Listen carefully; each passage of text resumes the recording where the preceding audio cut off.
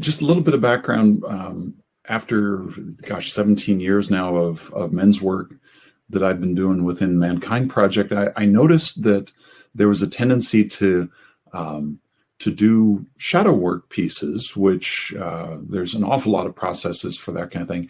And there's a tendency to get stuck in the shadow work without ever making the transition to what's beyond the shadow work. And it's something that just made an awful lot of sense to me to bring into my gold mining men's work, because it helps to identify the real desires at the core behind the stuff that we're working with. So the intent is to find the ally within the shadow, or the ally that's underneath the shadow, and it's very good for digging down to that. Also, if something doesn't have a positive intent, it's also very good in that discernment process, because then we can know that whatever we're dealing with is not self, that it is in fact not us. So I'm looking forward to doing an example of that today, and then being able to share this work with others. I'm looking forward to it as well, and also to be the model today for it and allow you to lead me through a positive intent process. Will be beautiful to do that publicly here and share it for others to benefit. And to give a little context around this too, this is generally a two-person process, the way I've experienced it through Omega Point program and the men's work we do, where one person is leading another person through it. And for me, I've found when I've shifted this process and gotten to lead it to other people, I've really been encouraged by how we really get through shadow, and we really get to what am I wanting here, and what's the deeper layers behind this. I've experienced this practice is working. I think that this on its own is a process that's just useful and accessible for people right now to put into practice. And we'll share some resources. You can use this episode as a guide, and I'll share some links below for people who want to just utilize this process with each other and with themselves to find more clarity and more positive intent as they move through their own healing and their own growth journey. Terrific. Okay, let's go. Let's jump in. Yeah, so let's model this like we would in our men's circle or other forums. I guess I'll share the challenge first, like we're doing some work here that I'm facing. Yeah. So what's up for you? So what's up for me? So what's alive for me in the last couple of weeks is I've had this experience of making a podcast. You guys, if you're listening to this, you're aware that I have a podcast. And on the podcast, I made many episodes lately and found myself afterwards in this period of creativity and expression and sharing. I found myself critical or judgmental of things I've said, ways I've said things, and I'll hyper focus in on one quality of my speech or a comment I made that I felt like could be taken out of context or could be misinterpreted, and places I feel critical of myself. And so I found that experience of perfectionism and self-judgment has caused some suffering for me and has been a blockage for me creatively that I'm working through intentionally and actively. Okay. Can I feed a little of that back to you to make sure I'm getting it? Sure. So I hear that when you're engaged in the creative process of this podcast, that in the time after the creative process, there tends to be a critic that comes up that is negative around something that you said or some comment that you made or something of that sort. Am I hearing all that correct? That's right. Okay. So let's use that as the launching point to go into the process. What does that critic inside you want?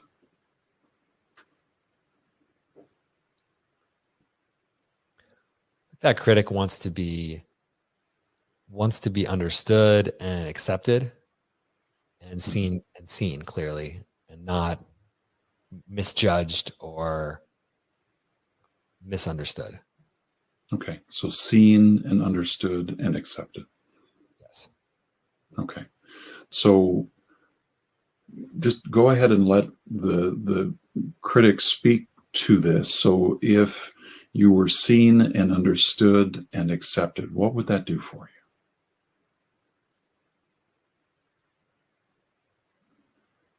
Being seen and understood and accepted. If you had that fully and completely, what would that give you?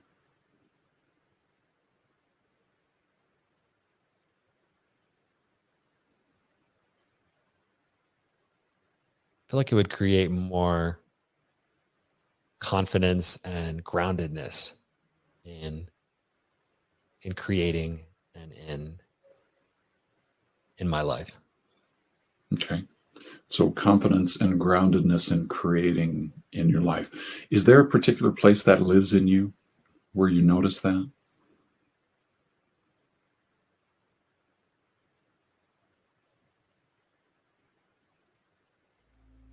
I feel that sort of above my stomach, below my chest, kind of in that lower, in the solar plexus. Solar plexus kind of area. Region, Okay, yeah. so go ahead and breathe into that confidence. And then speaking from that place, is there anything that this confidence and this groundedness gives you? Anything deeper than that? I'm feeling self-love and peace are the things coming up. So the confidence and the groundedness leads to self-love and peace. And by the way, I'm glad that you're demonstrating that you can hang out with that for a minute and be patient with it, because that's part of the process too, is getting down to that. So does that self-love and peace also live there in the solar plexus area? Feeling the self-love more in my heart, Mm-hmm. the peace kind of, in the solar plexus in my breath. Okay, so just breathe into that. Let that peace and that self-love expand.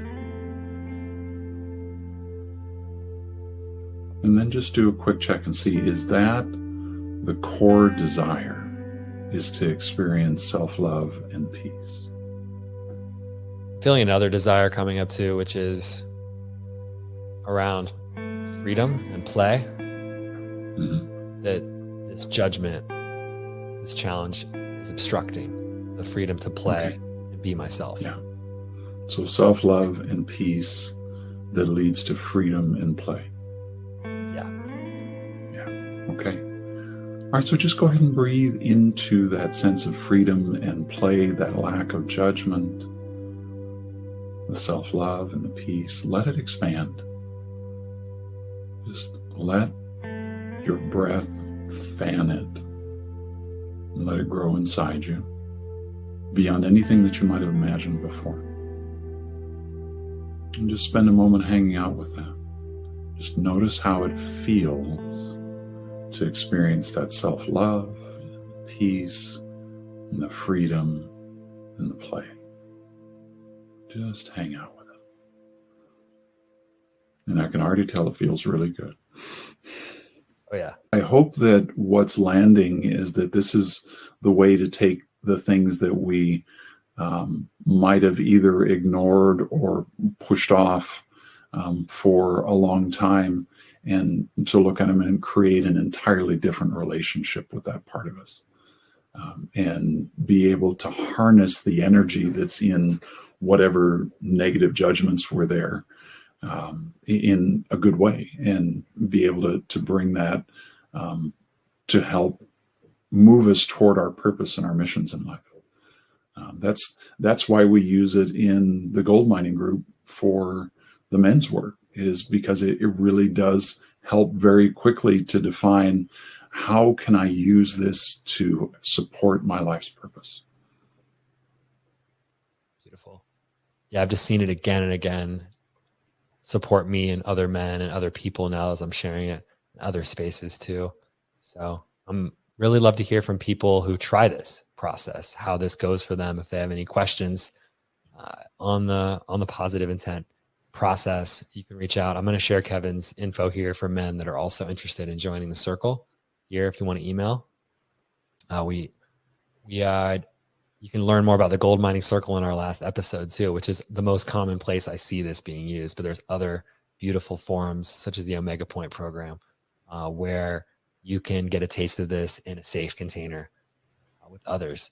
And so I think I'm just really grateful also to you. Thank you, Kevin, for sharing this with me and for guiding me through it today. I really appreciated this. Thanks, Jake. Check out the Facebook page, like and subscribe, please, really helps out. Yeah, this was a pleasure again. And just to everybody out there, keep on growing. Thanks, Jake. Blessings to you.